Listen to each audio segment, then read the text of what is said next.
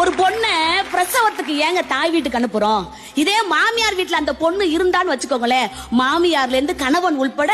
குழந்தை தூங்குனானா, குழந்தை சாப்பிட்டானா, குழந்தை அழுதுச்சான் தான் கேள்வி கேட்பாங்க.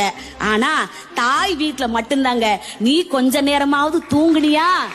நீ கொஞ்ச நேரம் போய் தூங்கு, குழந்தைய நான் பாத்துக்கிறேன்னு சொல்லக்கூடிய அந்த ஒத்த வார்த்தைக்காக தாங்க இந்த பெண்கள் எல்லாருமே தூக்கத்துக்காக ஏங்குறோம். என்ன மாதிரி பெண்கள்லாம் காலையில இருந்து எந்திரிச்சு தண்ணி தெளிச்சு வாசல்ல கோலம் போட்டு வீட்டையும் கூட்டி வாசலையும் கூட்டி இட்லி தோசை சுட்டு வச்சு பிள்ளைக்கு ஊட்டி விட்டு புருஷனுக்கும் கட்டி கொடுத்து சட்னி சாம்பார்னு வகை வகையா செஞ்சு வச்சு புலம்புன்னு புலம்பி தானே வீட்டுக்கு கிளம்பி மதியான சாப்பாடு சாம்பார் கூட்டு பொரியல் அவியல் அது இதுன்னு செஞ்சு வச்சு அலுவலகத்தில இருந்து கிளம்பி அலுப்புத்துற வீட்டுக்கு வந்து உட்காரும் போது மலை மாதிரி இருக்கிற துணியை பார்த்தா அதையும் ஊற வச்சு அடிச்சு துவைச்சு காய வச்சு மடிச்சு வச்சு பிள்ளைக்கு வீட்டு பாடத்தையும் சொல்லி கொடுத்து வீட்டு வேலையும் பார்த்துக்கிட்டு ஏதோ தொலைக்காட்சியில் போடக்கூடிய நாடகத்தின் கதையை காதோரமா கொஞ்சோண்டு வாங்கிக்கிட்டு இரவு உணவு வேலையும் சமைச்சு வச்சுட்டு மிச்சம் மீதாரி இருக்கக்கூடிய உணவு அத்தனையும் சாப்பிட்டு வச்சுட்டு பாத்திரத்தையும் கையோட கையா கழுவி வச்சுட்டு வீட்டு கதவை சாத்திட்டு கடிகாரத்தை பார்த்தா வீட்டு நாய் லொல்லுன்னு குலைக்கும். அதுக்கும் பாலை ஊத்தி அடுத்த நாள் காலையில பால்காரன் ஊத்துறதுக்கு வரத்துக்குள்ள எழுந்திருச்சு இன்னைக்கு காலைல நாம என்ன சமைக்கலான்னு